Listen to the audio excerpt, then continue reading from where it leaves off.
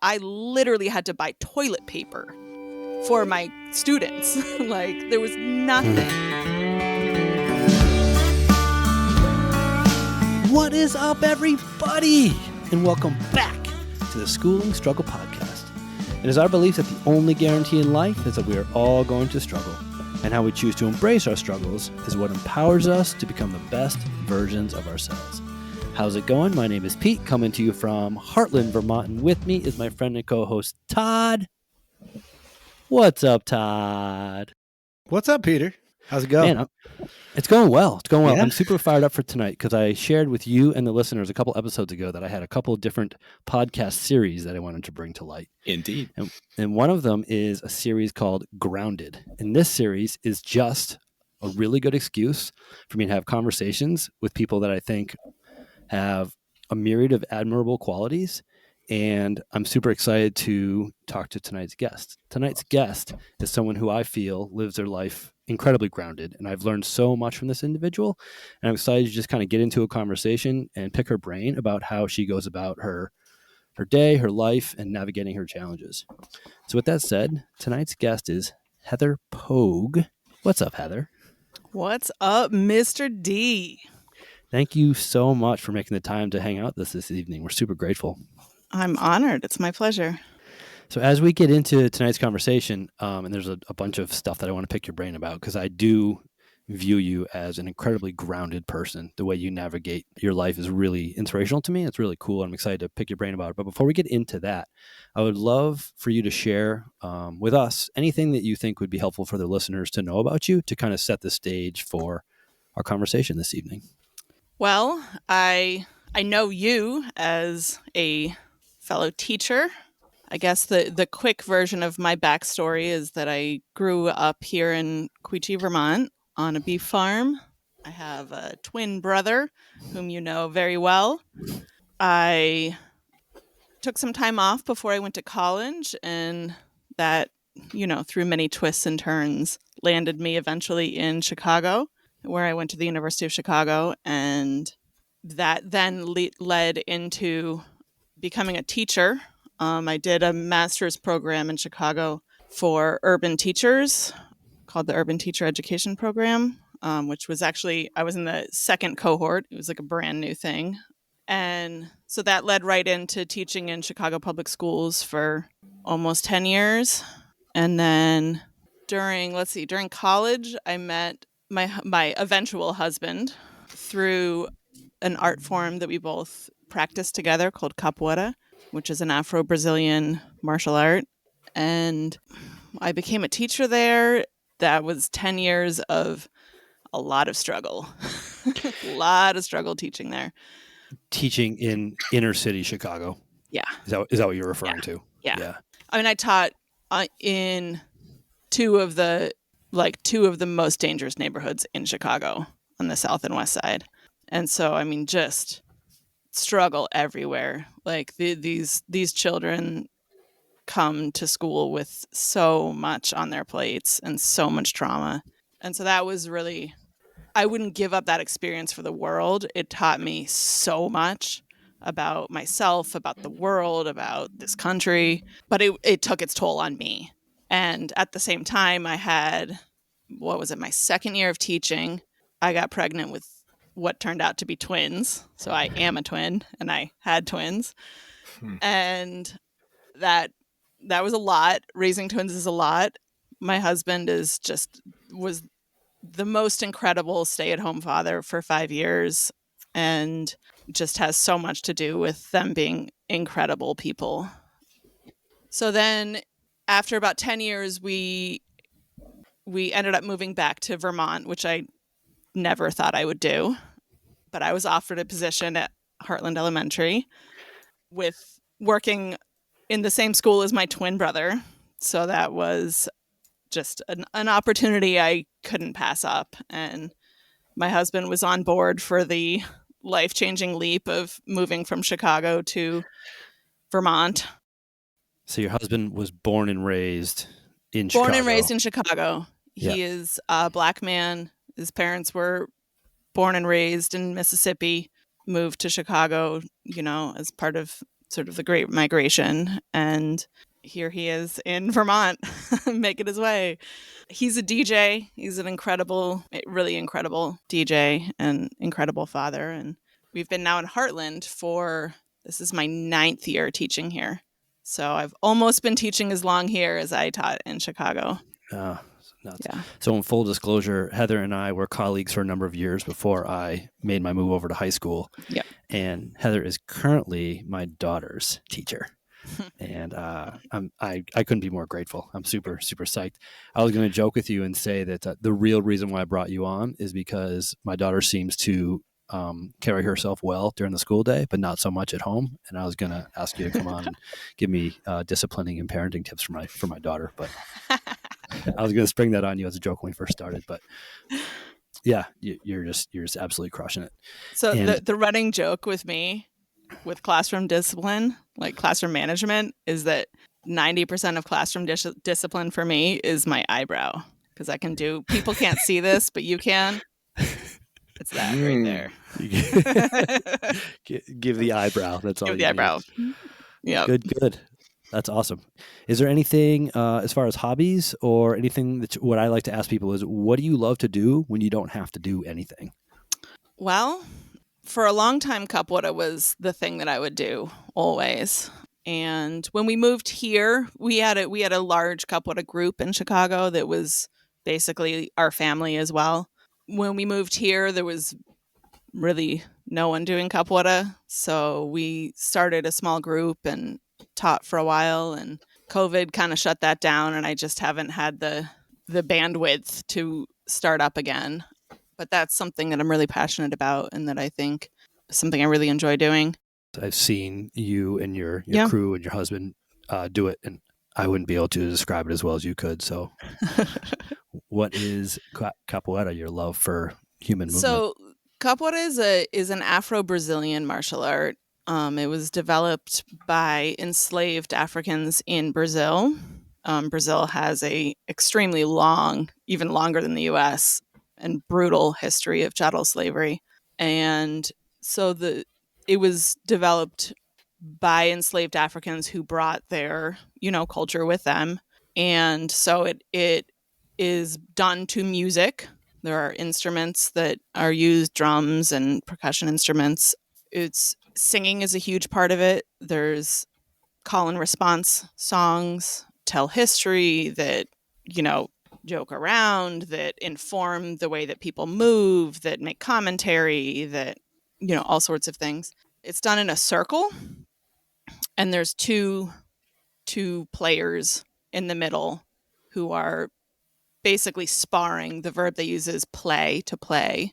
And because of its origins, it weaves in and out of being playful and being combative and deadly. So, as you can imagine, people who are enslaved were not allowed to just practice a martial art and learn how to defend themselves. And as they were, practicing these ways to be able to defend themselves and, eventually earn freedom, they would have to disguise it in dance and music. So that's a part of it. It also just, if you look in Africa, there's a lot of very similar traditions that were clearly, at the roots. So Todd knows this about me, but I'm just so fascinated to learn about subcultures of which I know nothing about. And it's just, It's really, really cool to have a conversation with someone who has a passion for something that, I know nothing about. What you got, Todd? How's it going, Heather? Great. Yeah, fantastic. You talked about, if anything is ever off subject, just say I don't want to talk about it. You talked about 10 years in public school in Chicago, which I can only imagine. You said that the trauma for the kids and for being a teacher in that environment had a toll on you. And I was interested to know what exact toll did that trauma take? Well, there was like the day-to-day struggle of people who are living in fear in what's basically a war zone, in deep poverty. I mean, if you look at Chicago, the history of systemic racism plays out on the map. And when you're there, you can see how that plays out in people's lives. I was working in communities where there were very little access to real food. There was, very few job prospects without taking 6 buses, so many different things as a result of redlining laws and What are you know redlining laws?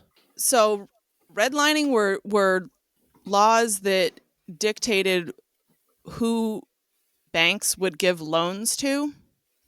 And so specifically African Americans were not allowed to get loans within certain areas that were defined on the map as, outlined in red, sort of like, so don't lend to people in this neighborhood. And so what happened is people that obviously severely, oppressed people's economic opportunities within those areas. And so that plays out in so many different ways. So you have these areas like on the south side of Chicago where people have very little access to like real food. Like the only food that these kids can get and families can get to is like the convenience store that has just packaged food, and that's it. No fresh food, no really healthy.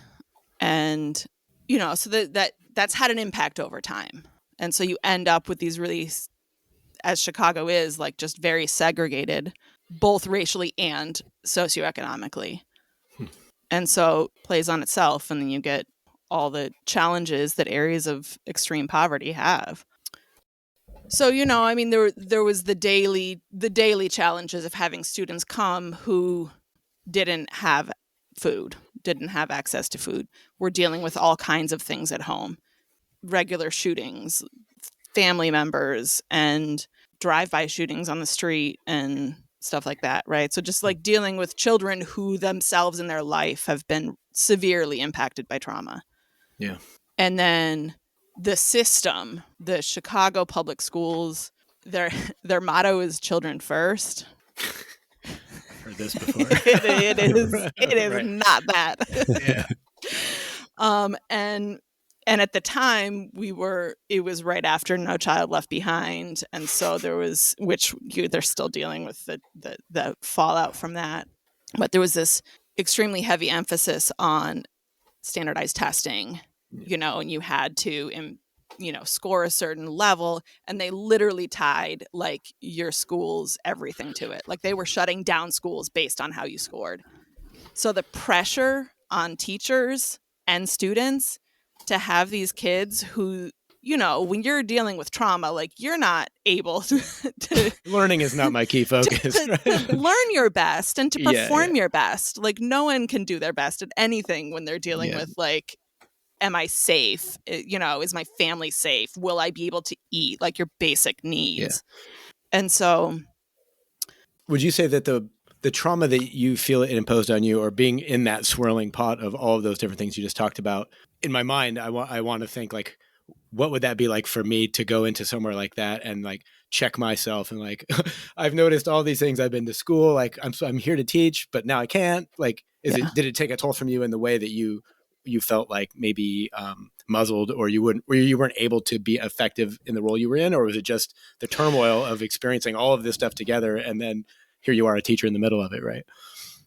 I mean, I've always been someone who kind of rose to the challenge. And so what it ended up doing for me personally is it was like I had to like focus on the present moment and the next thing. Like it made it very difficult to see down the road and to like, make plans and to think. It was like, get through this day, get through this hour, right? Get through this day, get through this week. Yeah. And so that, 10 years. Yeah, for 10 years. Yeah. Plus then, I had twins. So it was like, I go home and they're, and they're wonderful. They were the best. And they, having children shifted my perspective on being a teacher as well in a way that I appreciate. But yeah, it was a lot.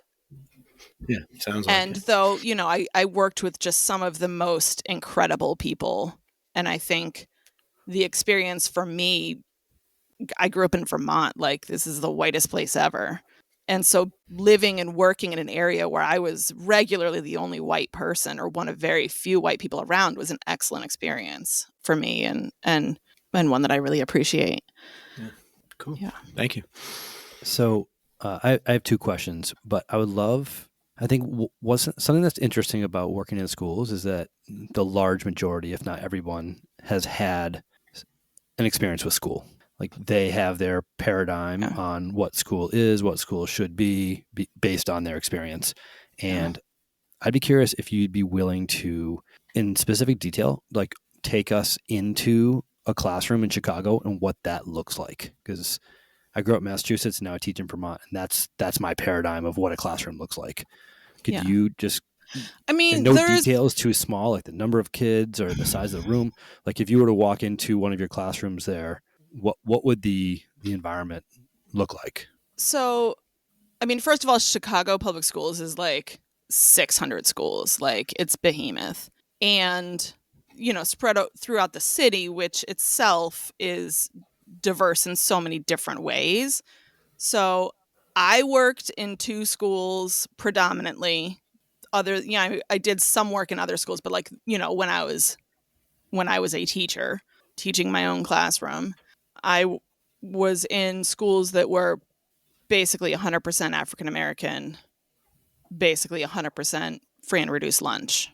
And so that's a specific experience in Chicago. For example, my children went to a school. They have the system there is confusing, right? So one of the things they have is magnet schools that take kids from all over the city, but you have to enter a lottery system to get into it. So our kids got into a magnet school that was on the north side, that was in a pretty wealthy area, that was a pretty like racially diverse school, and it was a Montessori school. And because of the neighborhood that was in, that school received a ton of funding from the parents.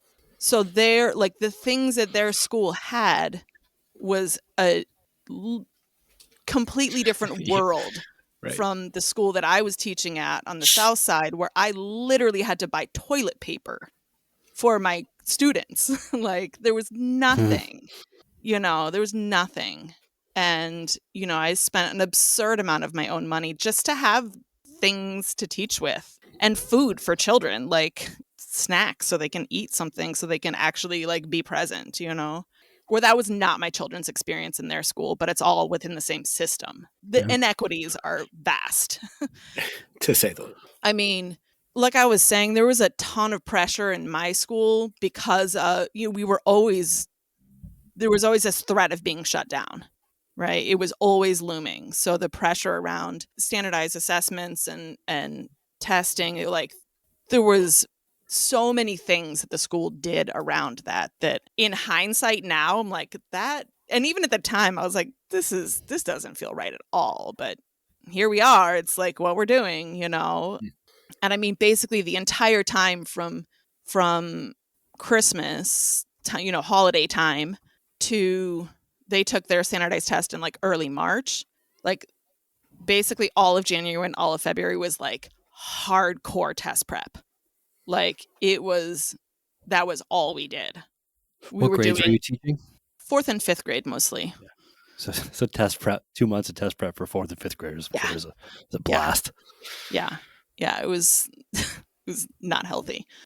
I hesitate to talk too much about some of my experiences there, because if you don't really understand the context of it, and I feel like especially as white people out, like who don't understand the specific context of the south side of Chicago and the experience of Black people living in poverty there, I can tell stories of things that were like opened my eyes, and but people aren't going to interpret it the right way.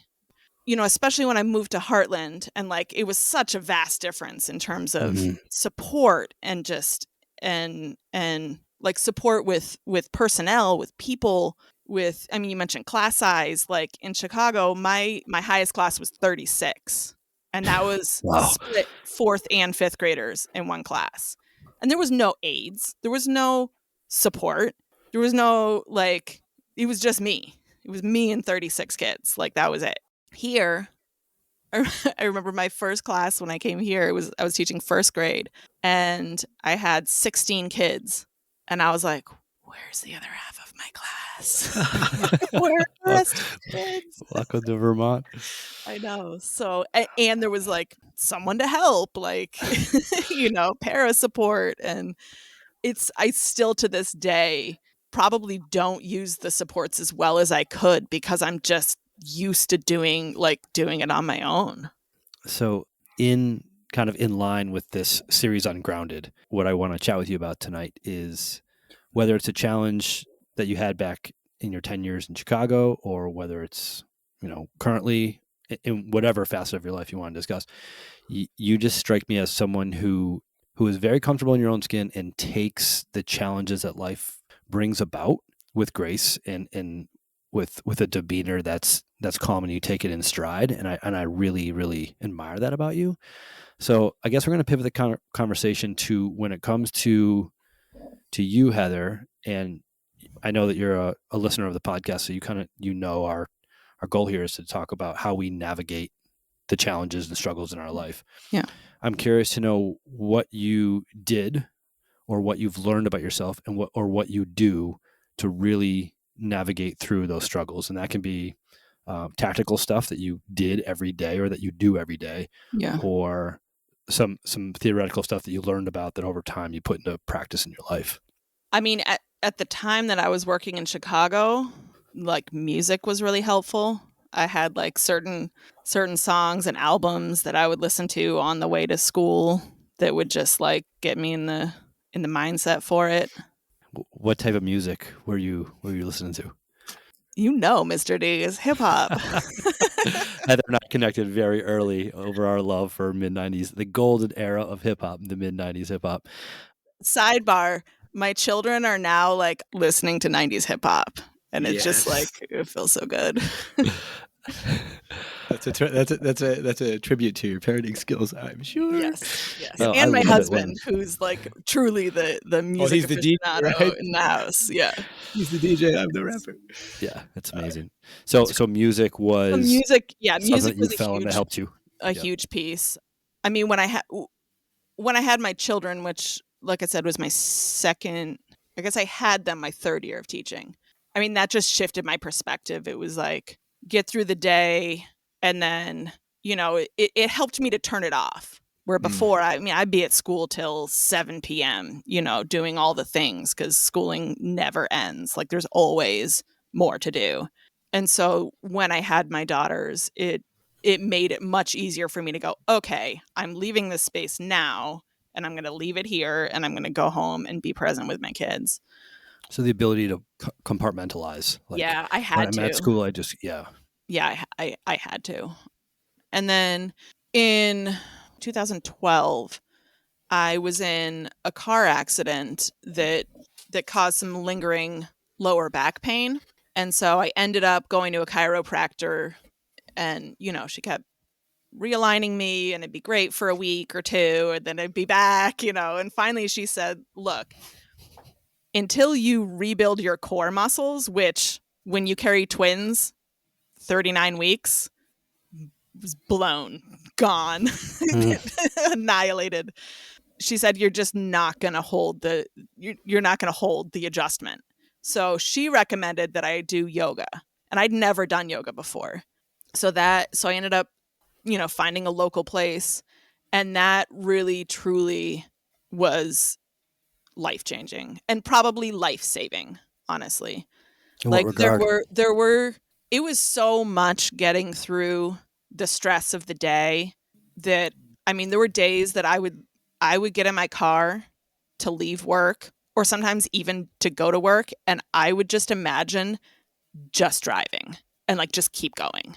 Like I never did, obviously, but like that's how much stress I was holding inside.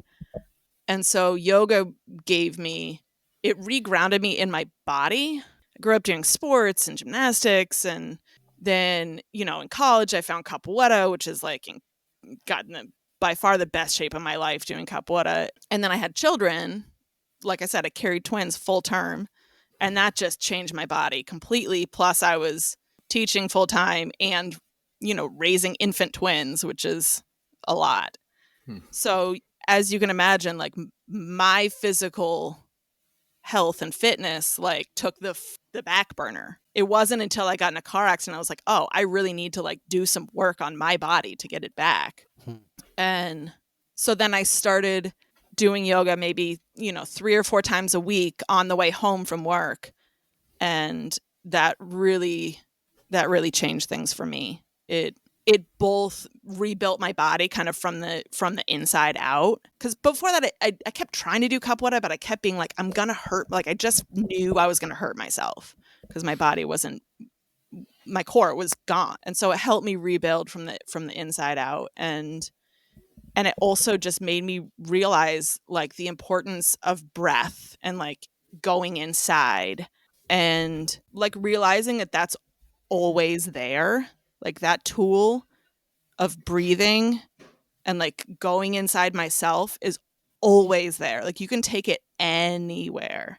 Like that's just become one of the things I use all the time. I mean, as a teacher, as a mom, anytime I feel like, okay, I need to like recenter myself, I'll just stop and breathe deep and, open my chest, do like maybe a hip opener or something just to center myself. So will you use that practice in like different environments? Like, can you do that while you're driving? Can you do that sitting in a chair at a desk? Or do you need like space to like do it on the ground? To breathe? Bro. Yeah. You can do it anywhere. So I'm asking you, technically speaking, I guess technically speaking, when and where do you find yourself accessing that? Like, do you... Yoga specifically or breath work? Breath work. Anytime. I mean, literally anytime. Like I can be in the classroom and as soon as I notice like, Heather, you need to calm down, really? Or like this is, the energy, right? is going up. Temperature's rising. Temperature's rising. Then it's like, okay, I can't help these people if I'm out of control. So let me stop and take some breaths. And let me tell you, like a 30-second thing or a minute-long thing. When students see you stop and intentionally breathe, they notice. Do you do it with or without the eyebrow? Yeah. Oh, oftentimes. Sometimes I take I'm wearing contacts right now, but like, you pull the glasses off and put them down. But honestly, a lot of times I do it and nobody even notices. It's just to like, breathe in deep, hold it for a second, breathe out slower than I breathed in. Like just especially controlling that out breath. So the exhale is longer than the inhale. Yeah. I'm asking these questions because I'm teaching a new class this semester called Better Than Yesterday, and a big part of what we're doing each day is breath work. Yeah. And I want my students to learn, and many of them do listen to this podcast. I want them to learn that there's not one right way to do this thing. Because when I first heard about breath work, I was like, oh, I got to make sure I do it right. I'm not doing it right. It was the same for me with meditation. And I've come around to the fact that meditation is just spending time with yourself. Yeah.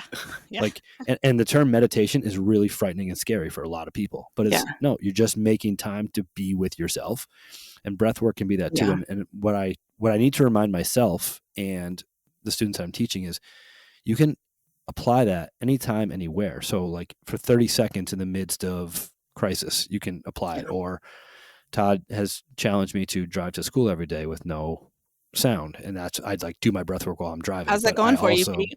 I have 68 more days of school, and I can't wait till it's done. I got in the car this morning. Yesterday, my daughter asked me, Daddy, how many more days of school? I said, I don't know. So we pulled out the calendar, and it was 68. And I got in the car this morning and said, Todd, 68 more days I have to drive to school in silence. I have a question about this, because you talked about this on the last podcast. Yeah. Or not the last one, but a previous one. Why does it have to be when you drive to school? And my question is, this is my thinking, right? So as I remember, you said you wanted to spend time just quiet by yourself, right? And so you chose this time driving to school. Todd suggested it, and I agreed. And you agreed, okay. Yep. But what you said was that normally you listen to music, right? Correct. And you miss that, right? Correct. And so my reaction to that is, why can't you do it at some other time in the day? Because if listening to music serves you, and feeds you going to work, then no amount of sitting quietly by yourself is going to feed you in the same way. I agree with you 100%. And I think as humans, our greatest strength is often our greatest weakness. And one of those for me is deciding to set a goal and stay with it.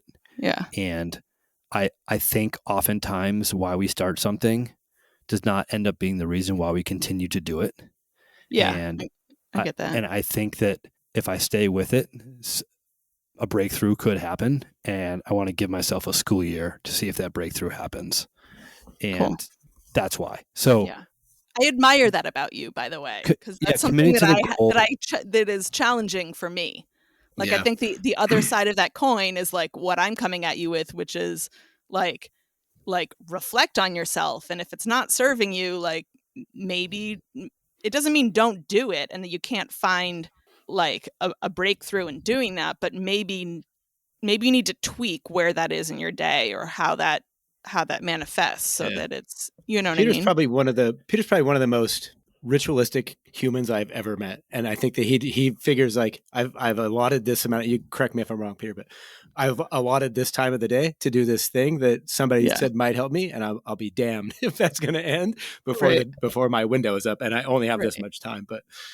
And I'm like the opposite where I'm like, I probably should find some ritual in my day because I'm just free floating through. Yeah. So oftentimes people will make suggestions that I think make a heck of a lot more sense than what I'm doing. But because I've committed to doing this thing, I'm gonna see it through. Yeah. And often that's to my detriment. Yep. I finish up every book that I start. That's so funny. I have 8 books in front of me that I have started and not finished. So I was told that a really good time to pull the plug on a book is 100 minus your age. When you get to that page, if you're not enjoying the book, get out.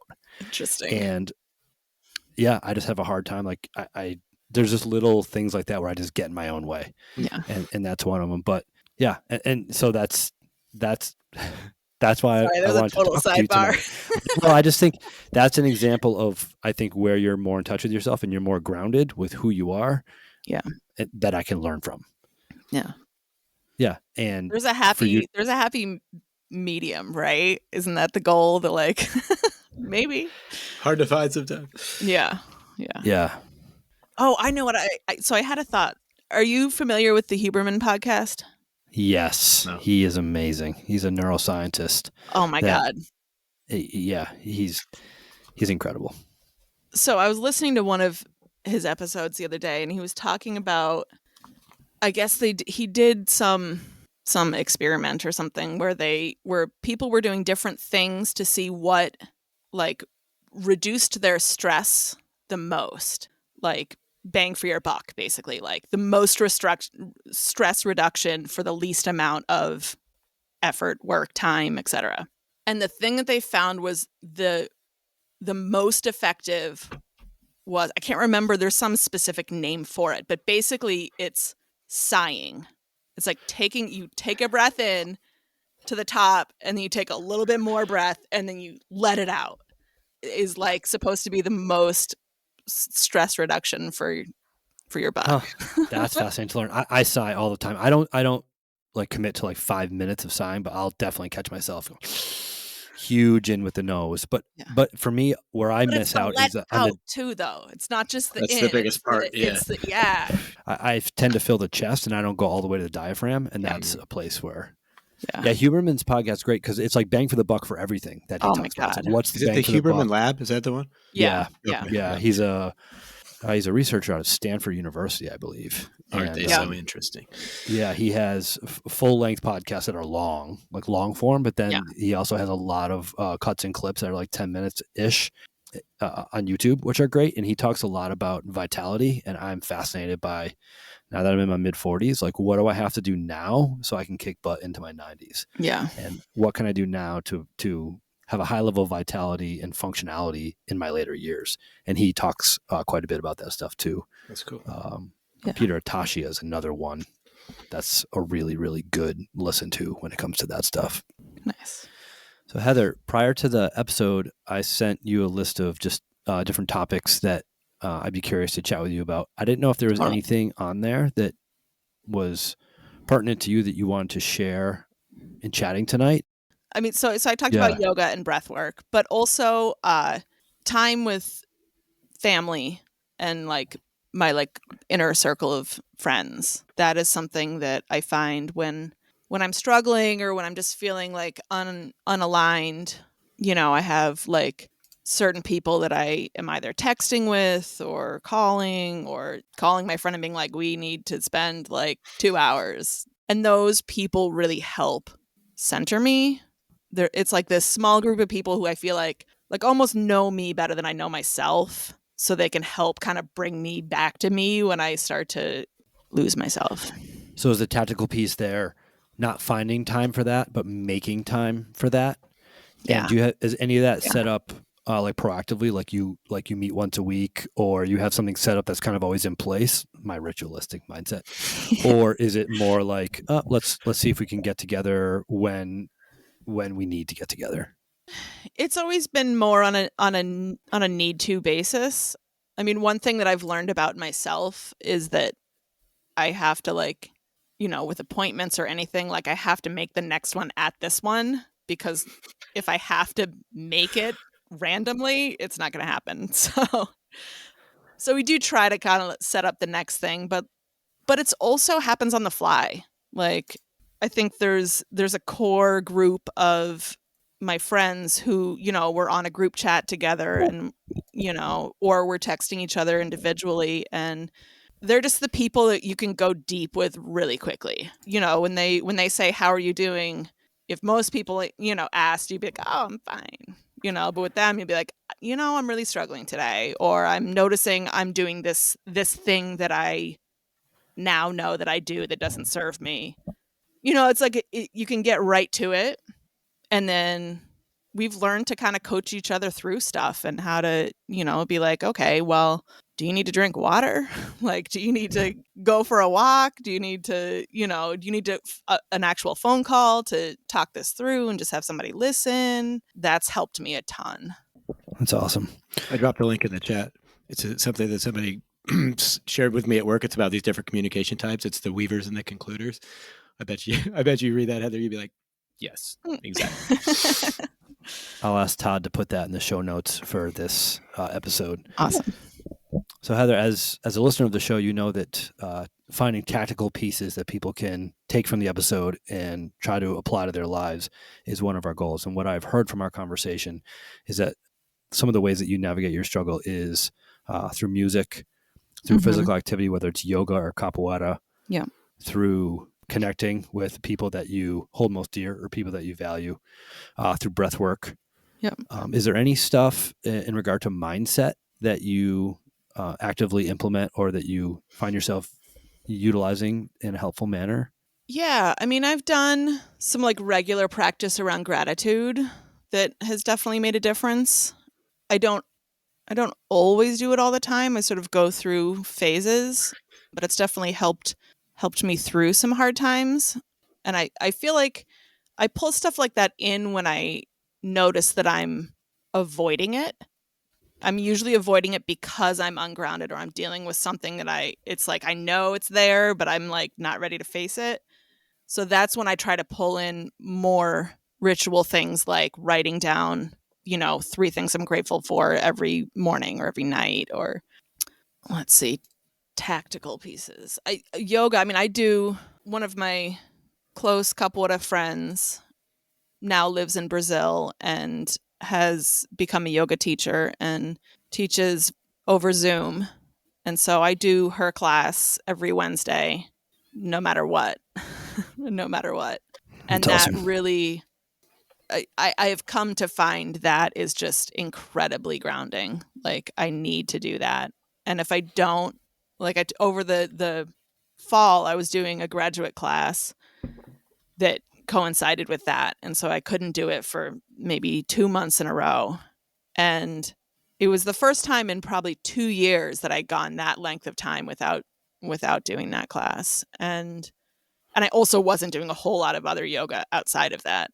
And I just really noticed by the end how much I was just floundering in myself. Everything was kind of a struggle, but mostly it was just this feeling of not being connected to myself. And like, then what happens is I don't, I stay up too late. I, scroll too long on my phone, or I'm like not planning healthy meals. You're just eating a struggle meal. It's like those things compound, right? Which then make you feel worse because you're not, you're not well slept and you're not feeding your body nutrients. And so I realized that class in particular, but also just the regular practice of yoga, like grounds me. It's like a keystone habit for me. Like it grounds me in other things that then make me feel better and make me more functional in general. That's awesome. I was talking to someone who I really trust prior to getting married, and then I talked to that person again prior to having a child. And the person reminded me, they said, I'm not going to give you any life advice, but one thing I will tell you that works for me is decide what your non-negotiables are, those healthy things that you need to be the best version of you, and give up everything else. Yeah. So I'm hearing you say, like, this Wednesday yoga, like this has to happen for me to be my best self. And I can give up other stuff, but I'm not going to give up this. Yeah. And that was really helpful for me because I've learned that meditating is really challenging for me, but basically my meditation is working out. And I was like, I'm going to find a way, even though I'm now entering into this marriage, even though I'm entering into this parenthood thing, I'm going to find a way to make sure that I can keep that practice. And I'll give up driving back to Massachusetts every weekend to be with my buddies or whatever, all these other things. I'll give those things up, but I have to decide what my non-negotiable is and stay true to that. And that's been super helpful for me. Yeah. So I think that's another tactical piece. Yeah. Yeah. Anything from T Sparkle, Todd Ellis? No, I'm always so interested. For real, I could talk all day long to people who talk about the same things that I'm interested in, obviously. But I think that likewise. Yeah. I think it's awesome that I can't remember exactly how you said it, Heather, but it was something along the lines of, I already have everything I need. Like I know what to do to reset, and I really love the point you put on it with, I'm making the example, I'm going to take my glasses off and these kids are going to pay attention to what's going on over there because suddenly I'm quiet and I'm doing something different. And I think that's the most tactical pieces, are the pieces that we put in the way intentionally, where people are like, oh, this is something different and you need to reset. And I could do that too. I think those are the best ones for our, I don't know if it's our listeners or whatever, but those are the ones that always make the most difference to me. Is, it seems very simple in design. It's hard to do, but when you see somebody do it, immediately what they're talking about. Right. So I do like that. But yeah, I could talk mindfulness and breath work and all that all day long. And I do love that Peter still does it on the way to work secretly. This is why I love having this podcast, because I can say to someone, hey, I really want to learn a lot from you. And instead of just saying, hey, can I call you one night? We can hour-long conversation. I can say, hey, can you come on to the podcast? People are like, yeah, I guess I'll do that. So, man, we are so, so grateful for your time, Heather. Thank you so much. I appreciate it. I have to say, one of my favorite things is conversing with you, Pete. Like, I've always really enjoyed conversations with you, whether it was like school pickup or in the hallway or after a CrossFit workout or something. Like I always take something from my conversations with you. I think we're similar but different in enough ways that I feel like it always pushes my thinking or makes me think about something from just a different angle that I, would not have. But we also have enough things that we connect on that I really appreciate it. Yeah. That means a lot to me. And in many ways, I feel that you've made me a better person, in that as a cisgendered, white, upper middle class male, there's a lot of stuff in this world that I have no clue about, and I'm just ignorant. And you've enlightened me and taught me and called me out on some things that would make me a better person. And those aren't easy things to do with friends often. And each time that you've helped me along that route, I'm just so grateful. So you make the people around you better. You are an incredible, incredible teacher to my daughter and her classmates. And I just see you as one of the most grounded people I know. So thank you so much for making episode 1 of the Grounded series a shining success. We really appreciate your thoughts and your sharing. It's been my pleasure. On behalf of Heather Pogue, Todd Ellis, and myself, we are the School and Struggle Podcast. We are out. See ya.